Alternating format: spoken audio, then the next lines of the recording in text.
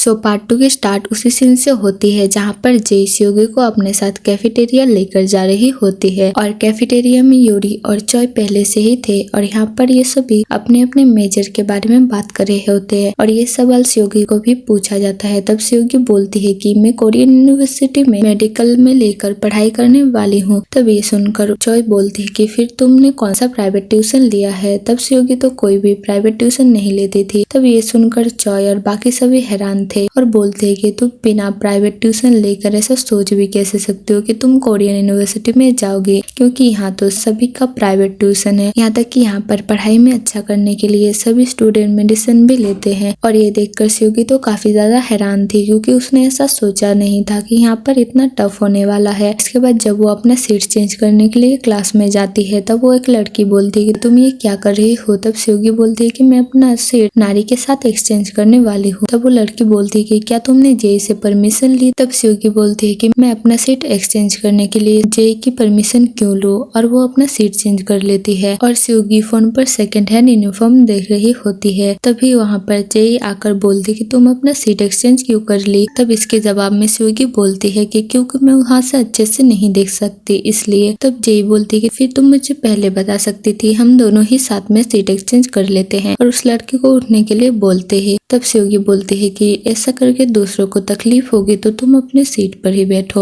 और मैं अपने सीट पर बैठती हूँ। तब इससे जेई का ईगो तो हर्ट होता है पर फिर भी वो कुछ नहीं बोलती है और सीट में जाकर बैठती है। तब जेई के साथ बैठकर नारी काफी ज्यादा एक्साइटेड थी, पर जेई नारी का एक्साइटमेंट ये बोलकर तोड़ देती है कि मैं भी ऐसा किसी के साथ नहीं बैठी जिसके साथ बैठना मैंने ना चूज किया हो, और एक दिखावट भरी स्माइल देती है। और इस तरफ हम एक न्यू कैरेक्टर को देखते हैं। ये स्योगी की स्टेप मदर होती है और स्योगी की स्टेप मदर उससे बोलती है कि क्या तुमने अपने पापा का फोन लिया था। तब स्योगी मना करती है और हम देखते हैं कि इसके पापा की डेथ हो चुकी थी, तभी उसने उसके पापा के फोन रख लिया था। और स्योगी की स्टेप मदर एक औरत के साथ बात कर रही थी और इन दोनों के बात से पता चलता है कि मॉम की भी डेथ हो चुकी है कई साल पहले ही। और स्योगी की स्टेप मदर के जाते ही स्योगी दरवाजा लॉक कर वो फोन निकालती है और फिर अपने फोन में वो सेकेंड हैंड यूनिफॉर्म के लिए जो ऑर्डर दिया था वो पर्सन स्योगी को मिलने के लिए मैसेज करता है। और स्योगी तब उस पर्सन से वो यूनिफॉर्म ले लेती है और वो यूनिफॉर्म काफी ज्यादा बुरी हालत में होती है। वो क्लीन कराने के लिए दे देती है और उसी बीच वो अपने पापा के फोन पर अलग अलग पासवर्ड डालकर देख रही होती है, फिर भी वो लॉक नहीं खुल रहा होता है और उसमें किसी का कॉल आता है और स्योगी उठाती है, पर फिर भी दूसरी तरफ से कोई भी आवाज नहीं आ रही थी। और इसके बाद हम स्योगी को नेक्स्ट स्कूल में देखते हैं। स्कूल में सभी उसको अजीब तरह से देख रहे होते हैं, पर स्योगी समझ नहीं पाते कि ये सभी ऐसा क्यों कर रहे हैं। और वैसे नारी स्योगी के सामने आकर उसके ड्रेस में जूस गिरा देती है जानबूझकर और बोलती है कि सॉरी। तब स्योगी उसको कुछ भी नहीं बोलती और इस ओके बोलकर जाने लगती है, पर फिर भी नारी उसको काफी ज्यादा उल्टा सीधा बोलकर उसे बुली करती है और सभी स्योगी को ऐसा देखकर मजे ले रहे थे। फिर भी स्योगी इस सभी को भूलकर वो अपने ड्रेस धोने के लिए चली जाती है, लेकिन ड्रेस से वो जूस का दाग नहीं जाता और उसे पास्ट का मोमेंट याद आने लगता है जबकि उसे सभी परेशान क्या करते थे, काफी ज्यादा मारते पीटते थे और गर्दन पे एक सिगरेट का निशान भी कर दिया था। और इतने में जेई वहाँ पर आ जाती है और स्योगी को पीछे से टाइटली हग कर लेती है और बोलती है कि तुम मेरे बाहों में पूरी तरह से फिट हो रही हो,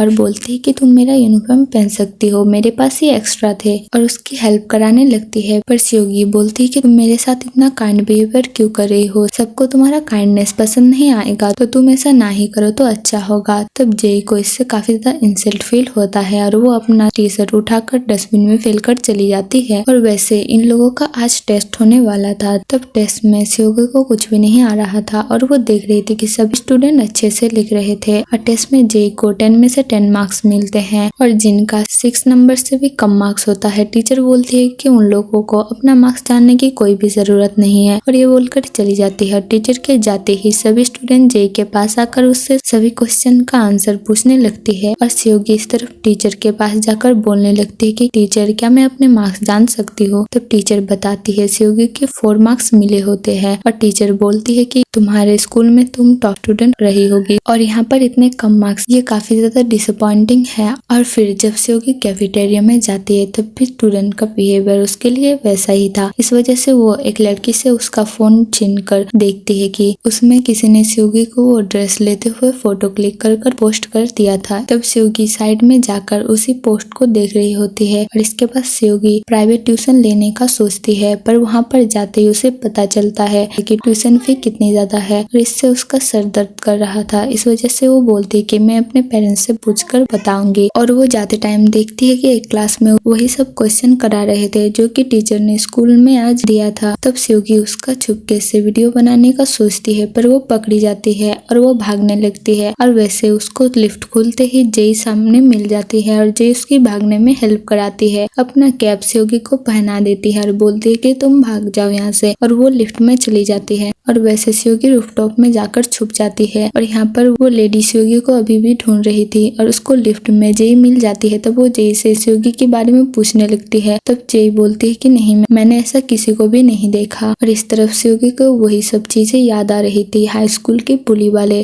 और इतने में वहाँ पर कोई आते हुए दिखाया जाता है और हम देखते हैं कि ये जय होती है। जय उससे अपना कैप लेकर अपना हाथ आगे करती है, तब स्योगी उसका हाथ पकड़ती है और इसी सीन के साथ हमारा ये एपिसोड एंड हो जाता है। Thank you for watching. मिलते हैं नेक्स्ट एपिसोड में। लाइक, कमेंट और सब्सक्राइब जरूर से कर देना।